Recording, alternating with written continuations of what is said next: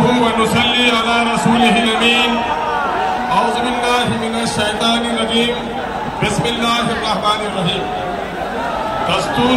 वक्त बचाओ दस्तूर बचाओ इस अजीमुस्शान कॉन्फ्रेंस के सदर बावकार हजरत मौलाना मोहम्मद वली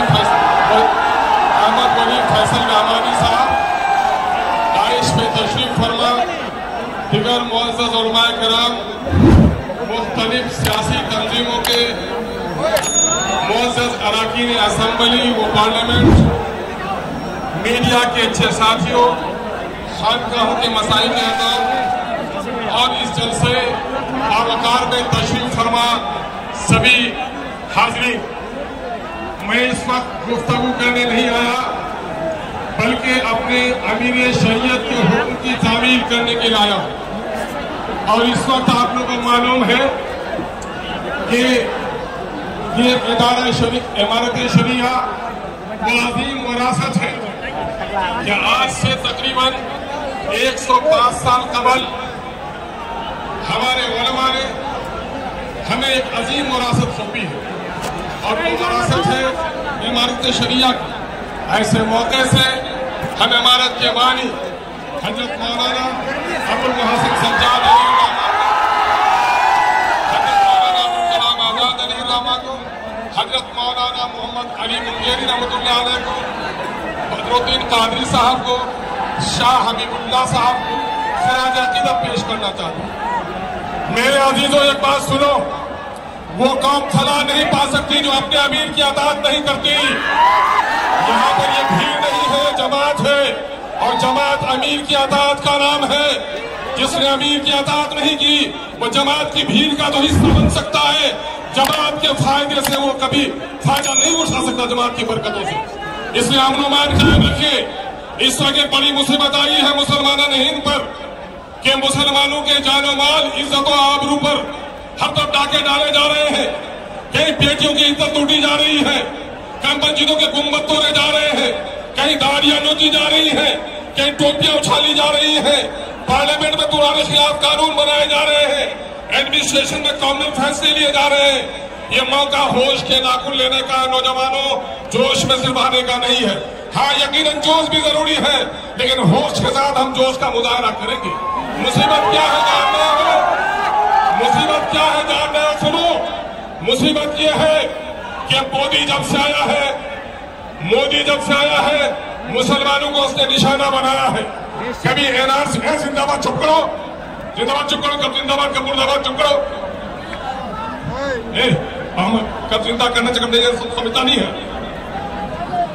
वक्त का काला कानून से पहले याद करो, शरीयत इस्लामिया की रोशनी में तलाक के कानून पर डाका डालने के काम किया नाअहलों ने। फिर एनआरसी के नाम पर मुसलमानों को निशाना बनाया गया।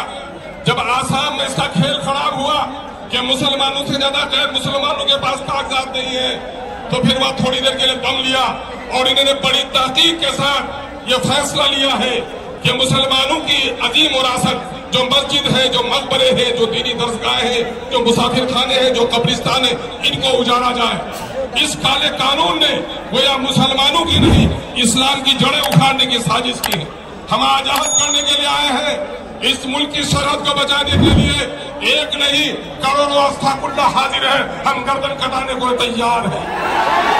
साथ ही हम ये भी याद लेते हैं कि इस मुल्क के आईन को भी अगर किसी ने तोड़ने की कोशिश की, ऐसे जालिमों का पंजा ही नहीं मोड़ोगे बल्कि अपनी गर्दन कटाने के लिए तैयार है। साथ ही ये भी याद लेते हैं कि मछली पानी के बगैर जिंदा रह सकती है, लेकिन मुसलमान शरीयत इस्लामिया के बगैर जिंदा नहीं रह सकते। इसलिए हमारी मस्जिदों को, हमारी औकाफ की जायदाद पर अगर किसी ने डाका डालने की कोशिश की तो हम अपनी गर्दनों को कटा सकते हैं, लेकिन खुदा के घरों को उजड़ने नहीं देंगे। नौजवानों में मुबारकबाद देता हूँ तुम्हारी पेशानियों की रमक देखकर, तुम्हारी आंखों की चमक को देखकर। करके धूप की तमाजत भी बहुत है, लेकिन तुम्हारे चेहरे में जो गम और गुस्सा है इस बात की अलामत है कि हम और आप अपने अमीर शरीयत के हुक्म पर सिर्फ जमा ही नहीं हुए हैं, बल्कि जिस मकसद के लिए जमा हुए हैं, अगर हमारे अमीर ने हुक्म दिया कि हमें गर्दन कटाना भी वाजिब है तो हम गर्दन कटाने के लिए तैयार हैं। अब जाग चुके हैं दीवाने, के दम लेंगे। जीना है तो इज्जत से जी लेंगे, वरना जामे शहादत पी लेंगे। ये माह मुबारक मुहर्रम का है, यही महीना है जो हजरत इमाम अली मुकाम नवासे रसूल हजरत इमाम हुसैन रजी अल्लाह ताला अन्हु ने बातिल के शमशीर पर अपनी गर्दन को देने के लिए तैयार हुआ, लेकिन बातिल के हाथ पर हाथ देने के लिए तैयार हुआ। हम भी हम कहते हैं इनकलाब, काला कानून मुर्दाबाद।